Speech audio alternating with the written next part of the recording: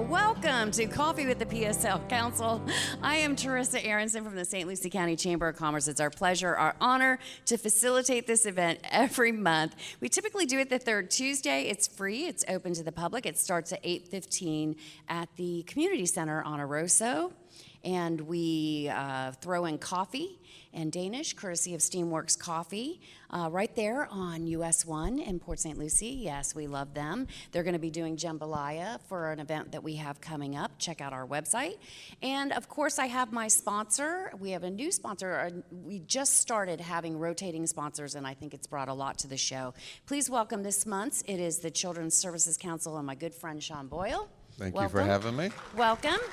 And I knew the theme was coffee, so I brought, somebody just clarified, these aren't coffee mugs, they're tumblers. They're brought tumblers. Coffee tumblers. We give away all kinds of free stuff down here when you come to coffee with the Port St. Lucie Council. And I say Port St. Lucie Council because we rotate council members throughout the year, but it is their show, and they're here to tell us a little bit about what's going on in the community of Port St. Lucie. But you're here to talk about Children's Services Council. Sure, and Children's Services Council, obviously we're focusing on children. Our mission is to improve the quality of life for all children. I actually have our annual report data, but I'm not going to share it all because I haven't told my board yet. We just compiled it. But yeah. I will tell you that our programs in aggregate last year reached over 60,000 children in St. Lucie County.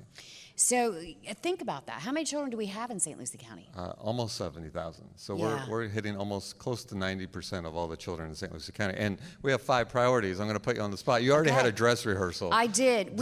This whole thing started twice. Yes. But yes, and I nailed it in the dress rehearsal, but we'll see how it goes. But your priorities at the Children's Services Council is to make sure every baby is a healthy baby, stop child abuse before it happens, keep kids in school, keep kids off the streets, and keep kids away from drugs, alcohol, and other risky behaviors. And we are laser focused on those priorities. So we have community indicators that we track, 21 in total, in those 5 categories. And when we fund programs, because what we do is we develop and fund programs, and we partner with agencies that everyone's probably familiar with, the Boys and Girls Club, Healthy Start, for example, and some other agencies that maybe they're not familiar with, Frontline How for many? Kids. There's 50 of them, right? There's 54 programs in total, and that doesn't include the summer. We expand in the summer because we know kids need somewhere safe to go in the summer, but also affordable. Yeah. But those 5 priorities, we track 21 community indicators every year. So we know the trends, and we put our resources into making sure that we're meeting those indicators or beating those indicators. And we laser focus on those 5 priorities because we want to make sure that every baby is a healthy baby. So we're looking to reduce infant mortality. We're making sure that mothers are accessing prenatal care. When we talk about keeping kids off the streets, we're addressing the community indicator of juvenile crime. Yeah. We want to make sure that kids have somewhere safe to go, but not just a safe location, that it's positive, talking about how they can make, smart decisions, because, surprisingly, kids unattended often don't make smart decisions sometimes. Not me. You remember when you were a teenager? No, I made the best decisions. And we also 15 to 25. We also look at, in the keeping kids off the street, those after-school programs, it's kind of a fun extension of the school day, right? So there has to be an academic component. So we track all these indicators, and I was just having this discussion with our board chair. Our middle name is accountability. When we fund a program, they track the number of kids. I can pull up on my phone, which is somewhere out in the audience.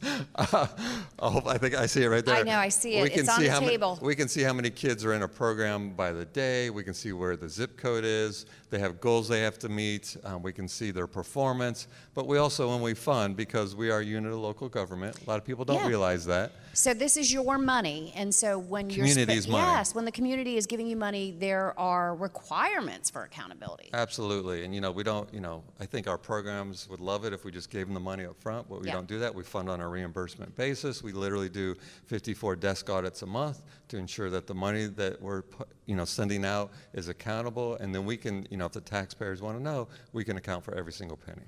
That's right. So it's your money. There's tons of oversight. You and I speak all the time, but also there's tons of results. Since the Children's Services started in 1990 was when it went on the ballot in St. Lucie County, and then they officially started operating in 1991.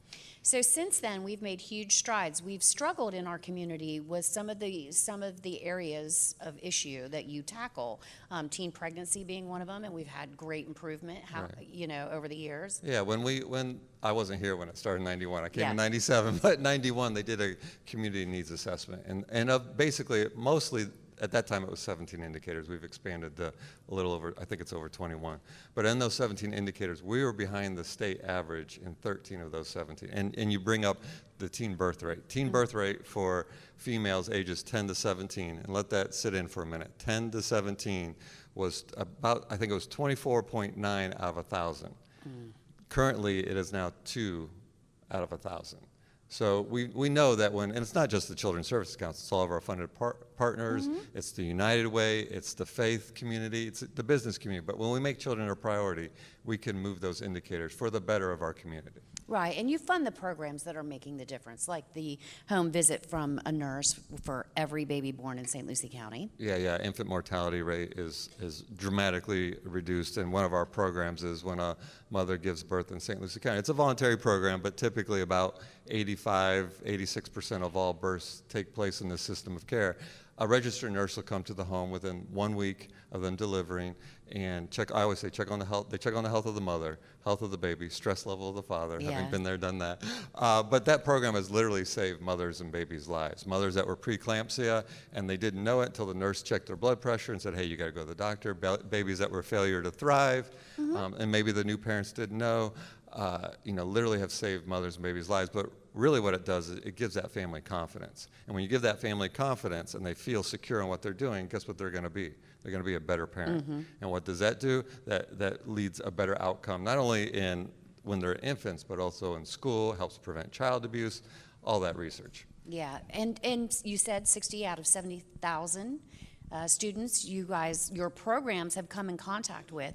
So let that sink in for a minute. And everybody here probably is being affected. You've by heard one of that programs. Kevin Bacon. There's 6 degrees of separation from Kevin Bacon. I can play 6 degrees of separation from one of our funded programs with everybody in this crowd. Because if you know somebody in St. Lucie County that has children, I mean, keep whether in they mind, work for you, your neighbors, whatever it is. we're one of the funding partners to allow school nurses to happen. So think about that. We pretty much touch the entire school population because of the school nurses, because of the education, the vaccines, and when kids get sick. And then we also help provide quality child care. So any family that's looking for child care, the way that the Early Learning Coalition is able to exist and help those families that may be struggling economically is they have to have a local match. Guess who provides that local match to draw down, $18 million, it's the Children's Services Council. And I told you our good friends from Del Webb are here. Yeah, we were having that They're always- conversation. And here's the thing that people, so they live in a 55 and over. A lot of them are not from here, so their children aren't here, and their children's children probably aren't here. But here's the thing, the people that work in your community have children here. And they're able to work. They're able to come to work in your community because their children are being well taken care of. Their children are off the streets, So even if you're retired and this is your first day in St. Lucie County, I'll guarantee you are being affected by the programs that Children's and Services just Council reducing funds. juvenile crime, reducing child abuse, those are all community safety issues, right? Yeah. And then when you think about the academic success and how that translates to hopefully grades in school, which is an economic driver to bring businesses here, it's all related. And hanging out with you for so long, I've learned to articulate what we do at the Children's Services Council to a business sense. Yeah, because So- I'm all business and yeah, you're and all I'm like children. I'm all children, right? And you've won our Champion for Children award. Yes, I did. So, as you mentioned, obviously our programs are, think about that, 60,000 children, that's a lot of families in St. Lucie County. A lot of those are employees in the businesses in our community. So, what peace of mind do you have when you have 2 options? Your child's at home and you're wondering, at 3 o'clock you're getting those calls, what are they doing? Checking the cameras to make sure they're okay, or they're at the Boys and Girls Club, working on their academics, working on good decision making, maybe even acquiring a job skill. It's a peace of mind for working families, but also it's an economic driver. So in our data, I can tell you that of our funding through our programs, that accounts for 410 jobs in St. Lucie County. And matching dollars. And matching dollars. We're bringing in million. Our budget is roughly about $13 million, and we're bringing in about $6 million additional to St. Lucie County. Yep, Those that's are all being economic circulated drivers. amongst our businesses, our favorite restaurants, Absolutely. So yeah. So I'm glad that we are able to remind people that, because it's been a while since we've had you on this show, and I'm excited. show. We started our relationship, our TV relationship, because we've done a couple of shows together. Yep. Started with this event. It did many over a decade probably ago. Yeah. Yeah, so But very good. Thank you for doing this. And Absolutely. thank you for Thank coming you. back and reminding everybody the importance of Children's Services Council and the programs that it funds. Thank you. All right. Well, we are going to take a short break, and then we're going to come right back with the mayor of this beautiful city, Shannon Martin.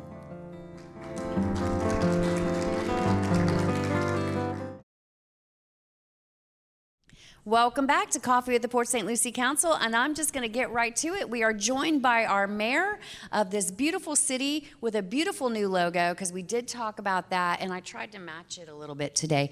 Please welcome to the show Mayor Shannon Martin. Mayor Martin. Morning, everyone. Good morning. You know, you just reminded me of something. Hey, Avi, where's the new backdrop? Oh, the new logo? Do you want to? Oh, Where's the step and repeat? Okay. I just learned that those were called step and repeats like 2 weeks ago. Oh, really? Yeah. Oh.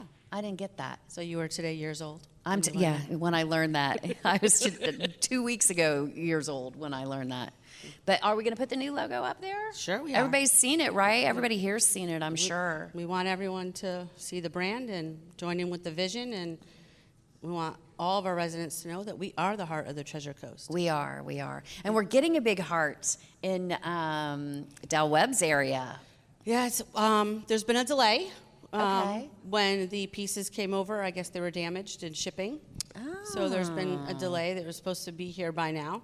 But they're working on that, and hopefully in the next couple months we'll see The heart. It'll be going up. Everybody knows about that. There's a big silver heart going into tradition. It's an art piece. One interesting fact that I learned about that is the crane that it's going to take to put that up is in 12 pieces. So they have to bring 12 pieces of that crane and put it together before they can start putting the pieces So up. what is the overall price tag for this According to thing? Mattamy, we were told $7 million.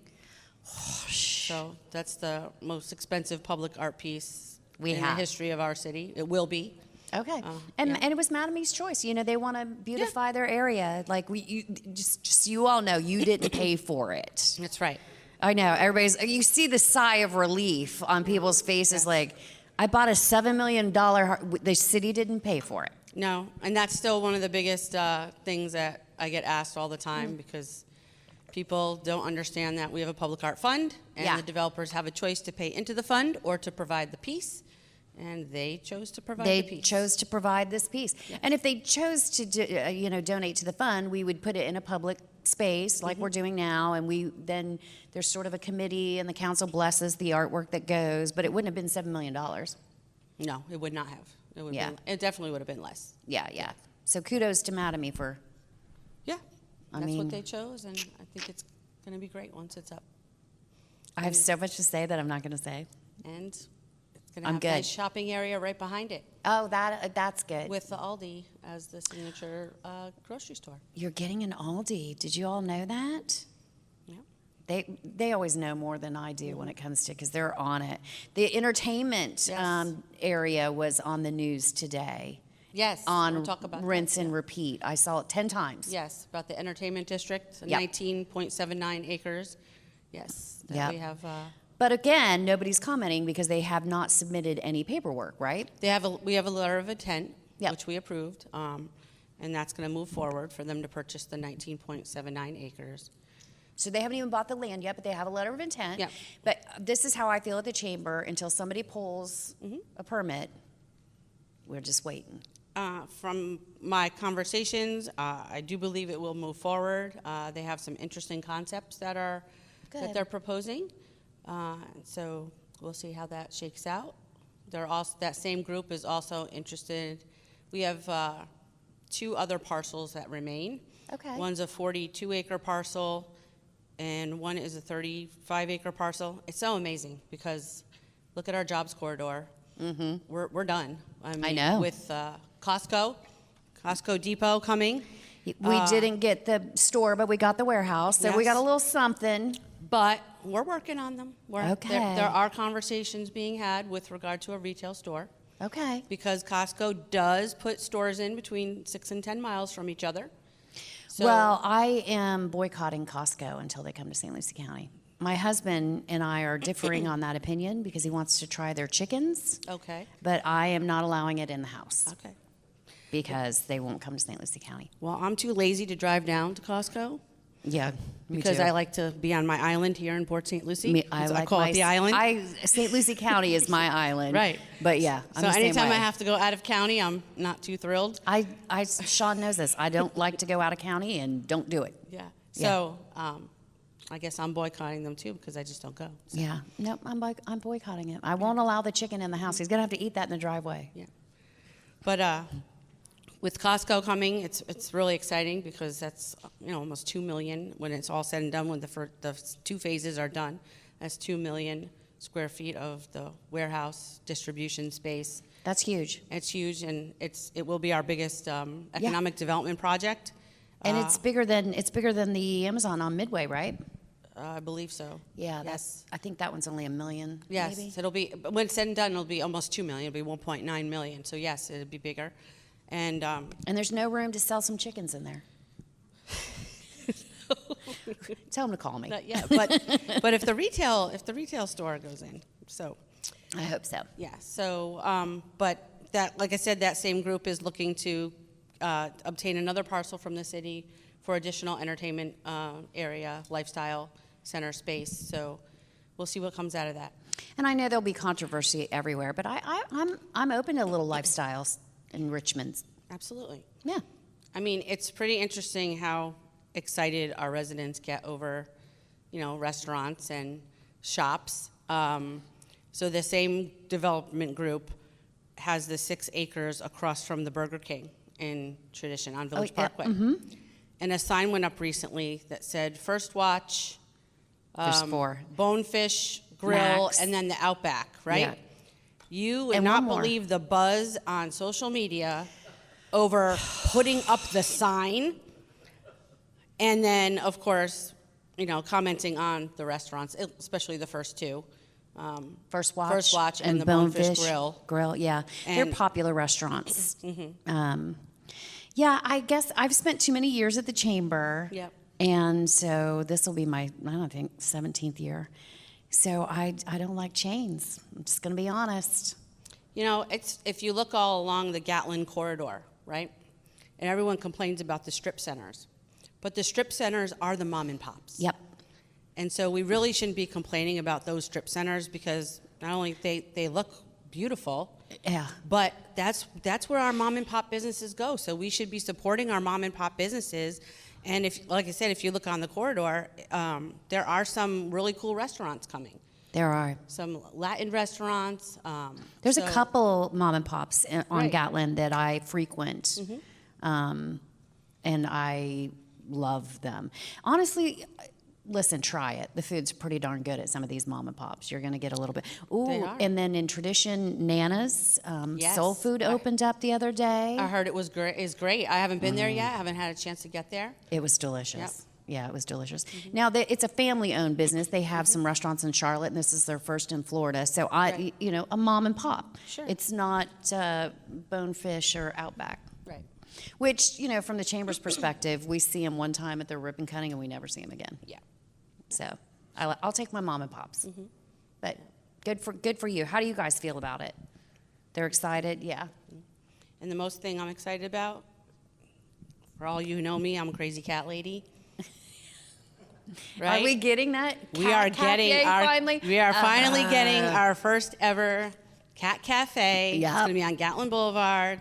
It's called the Kitty Cup, and I'm And so is excited. it our friend that's doing it? Yes, Melanie Zavarellis. Yep. She's opening it, and I'm so excited because not only is she going to have but we're partnering with the Humane Society. She's partnering with the Humane Society to help adopt cats. And so there's so much focus on dogs, and I love dogs too, but I am tried and true a cat person. You're and, a cat person. Okay. It's much harder to adopt out cats than it is dogs. It is. So this is a great opportunity. So this has been going on for, when did she first, she came to you and then you called me and Yes. there's been a lot of goings back and forth, and Yeah. people were reluctant to rent to her in commercial Yeah, space. The they city were. wanted her to go in commercial space, and so we finally. We had to change our ordinances to allow for a Yes. cat cafe. And then because the people didn't want her there because they didn't want her cat cafe next to, the Yeah. little restaurant or the. So she had to find a space. It took a long time to Yeah. bring this into land, but we are getting a cat cafe. Yes. And just so you know, the cats aren't in the cafe; they're in a room in the cafe. Correct. Yeah, Separate yeah. room. Where So you can you choose choose to cat go enjoy the cats. or no Yes. cats. Yes, Right. yes. Absolutely. Well, that's exciting because this has been a long know. time in the making. It has been. Good. So. I know you have things that you want to talk about, so I do want to allow you to get to that. I'm sorry. We get sidetracked, I know. though. That's It's easy. okay. That's okay. So, yep, I want to talk about our Citizen Summit. Oh, yeah. It is coming up on February 3rd. It is our opportunity to show our residents exactly what's been going on in the city, all the projects we're working on, get important feedback about what's coming. And this feedback is so important because it really helps us build our strategic plan. And so in concert with our Citizen Summit, where we want to hear from our residents, we have our National Community Survey that is going to be going out by the National Research Center. So we'll have a random sampling of residents that we send the survey out to get the statistics and the data on what our residents are happy about, what they're not happy about, things that we need to work on and to address. And then on February 3rd, we're going to put out the same survey online. So we have the scientific survey, and then we take the online survey, and then we match all the responses and see where they fall.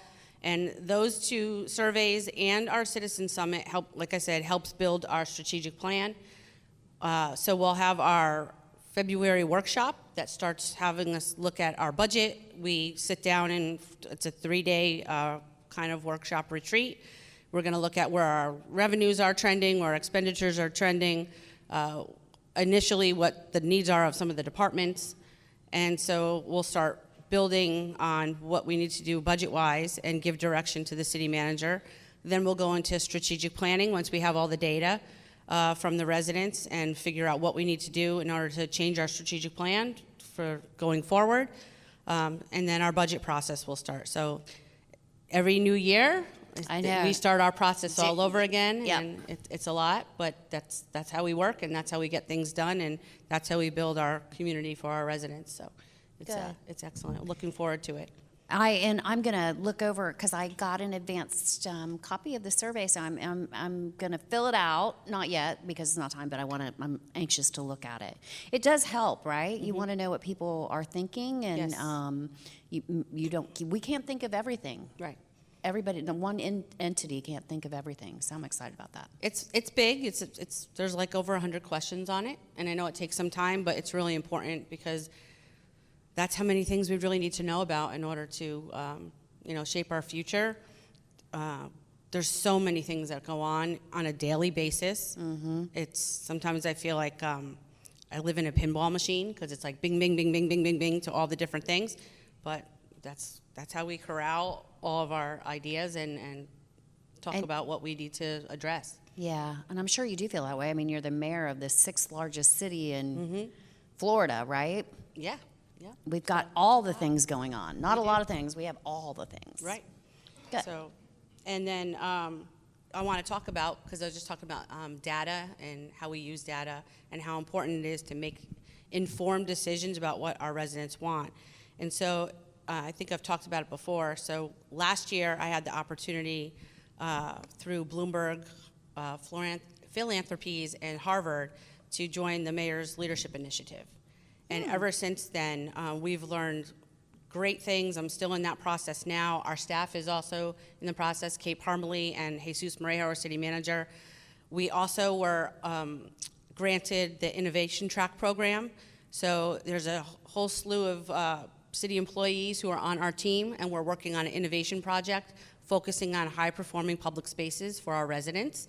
Okay. So we have coaches from Harvard and Bloomberg that are working with us weekly to develop what our innovation project is going to be. And then also part of Bloomberg and Harvard is a program, it's called What Works Cities, and they award certifications to cities who are really using and driving the use of data and innovation to make their communities better. And so we've shown them and had to meet a lot of criteria, shown them what we do and how we use data to make those informed decisions. And we, as of yesterday, we were able to announce that we are one of the 12 current cities, new cities, receiving the certification for exceptional data capabilities and using that data. And so we were awarded that certification. Nice. And we have the silver certification, and now we're going for the gold certification. And that also brings with it opportunities to have Harvard and have Bloomberg help us more develop our data strategies. Because it's one thing to have data, but it's how do you utilize that data in order to I was just going to ask you that. Are they looking at how you use the data or how you collect the data? They look at both, but Okay. since we are very data-driven and we do a great job with collecting it, now it's, okay, are we using it the proper way? What other ways should we be using it? How should we be focusing on innovative technologies or other innovative ideas to do that? And in with the innovation track that we're working on now, one of the key components of that that's being worked on is now we're getting into the ideation phase. And so what we may think of as ideas, right, how you come up with them in brainstorming, they have other ways to show us how to do that and how to work collaboratively to do that. And that's really important, is because it's a team effort. Everything we do is a team effort. So Love that. yeah, so we're working on that, and it also provides opportunity. Being part of this is for grant opportunities, which we're always looking for grants.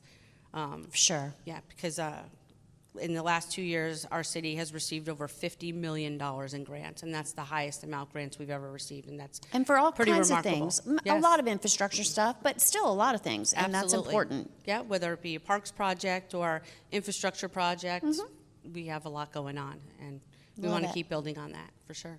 Good. Yeah. Hopefully, Governor DeSantis will be good to us again this year because he'll be focusing, and we know this area is of great importance to the state in Yeah. terms of economic development. So, Yeah. good. So a couple other things. We gave Cheney Brothers their certificate of occupancy. Ooh, Yes. very nice. And so on the 30th, we're going to have the grand opening. And I'm sure our Del Webb friends will be going on a tour. I'm sure. So- And there, is the store going to be open on the 30th? I'm not sure. I'll have to check on that, but that's... Because they're going to have a store on site. They're supposed to have a retail store on site for residents to be able I'm to go excited purchase. about that. Yes. So that's something that's really cool that's coming up. Good. Yeah, excited. A lot of stuff. Yeah. There was something else I was thinking about today, but it'll come to me that I was going to ask you. Yep. Um, And our Del Webb friends, the Economic Development Group. Mark, I have books for you. I actually left them at home, but I have to get them to you. It's from our Economic Development Council's annual report, and so I thought your group would love to see some of that. So I got a bunch of books for you, and I got to get them to you. It's a good group, It is. Mark's. It's amazing Yeah, group. Yep. yeah, Yeah. yeah. We've all had a chance to go out and be with them. Yeah. It's a great group. Yeah. Mark does a We great like- job. Well, we like to celebrate them because they're so involved in our community and economic development in every aspect. So Yeah, I can't they're lie. like When our- I go out there sometimes, and not Del Webb, but sometimes I'm like, I'm not sure they know, because they're all they're new. They just, like I said, they came down, and it's a great place to retire.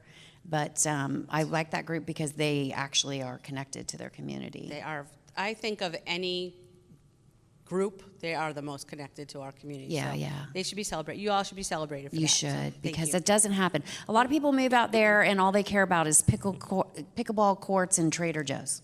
Yes. Yeah, and I like it when a group is like, no, I want to get invested and learn Yeah. about my community, Yeah. and at least the boundary lines. Yeah, it's 'cause- awesome. Yeah, good. So yeah, so of course we have our road project still going on. Listen. Lot of comments about the road I know projects, it, and I don't want to pile on.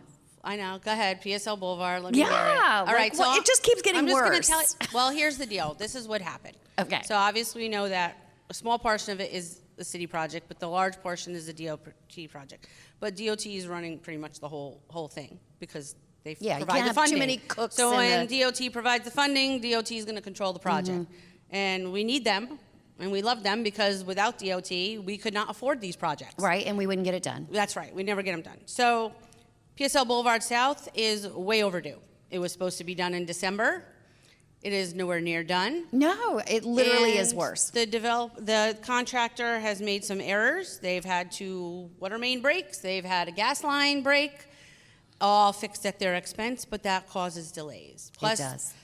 We do build weather delays into the contract, but we've had weather, that has affected it. Most recently with that crazy storm that we had with the tornado and all the lightning. Yeah. That delayed it. So now it's projected to be done in June. However, since they are over their contract, they are in the penalty phase. Good. So they are now paying the city $3,700 a day for every day that it takes them to get that project done. So recently, you've seen them doing night work, or somebody maybe have seen them. And that's because now they're trying to really get it done, because they're in that phase where they are paying us. Well, I am this close to writing a letter. Not to you. Right, it's a DOT. Yeah, now. yeah, not to you, not to the city, because I can't with it anymore. Every day I'm like, okay, so now we're torn up here. So I did suggest, because I can suggest, because I'm not in control of that, I did suggest that maybe they not utilize this contractor again. So, yeah. Let that baby out with the bathwater. Right. For sure. So I don't know who it is, but it's really bad. And you and I both live out there, so we are affected by it daily. But on a daily basis. yeah, and you every time they put some, I've seen stuff get put back together to get torn back apart. Yeah, it's been crazy. But we need that to get done. And the reason why we need it to get done, not just because we need to get done, but the next phase of PSO Boulevard South has to get started. And we were lucky enough to be able to advance that through partnering with DOT, because that wasn't scheduled to get started until 2026. But now we've been able to move up the timeline, and we need that entire stretch done to Becker Road. Yeah. It's And we're so getting the important. Wawa. The Wawa is going to be at the, Right. at Becker Road, the end of Port St. Lucie and Becker Road, before you get to Citrus. Well, on the Citrus side. Yep. Still in the city, and that is going, without the road, it's going to be We need the expansion. double trouble. Yeah. So, and it's funny you mentioned Becker Road, because now, we have our commercial nodes along Becker. Yeah. And we're starting to see, especially that intersection Yep. develop. So not only do we have the Wawa, but CVS has owned the parcel on the northeast corner for more than 20 years, probably. And then, Are they coming in? They have started their process with planning and zoning. And then on the opposite corner, we have a developer coming in with, of course, what goes on the opposite corner of CVS. A Walgreens. So now we have Walgreens coming in, potential Walgreens coming in, and then potential for a grocery store there, and other out parcels as well on the northwest corner. Okay. Yeah, Well, so Becker Road's starting to develop now. It is. I've had this conversation going back to the former mayor, but, I'm not crazy about what happened there, the overlay, because we have a lot of residential out there, but, water under the bridge. Yeah.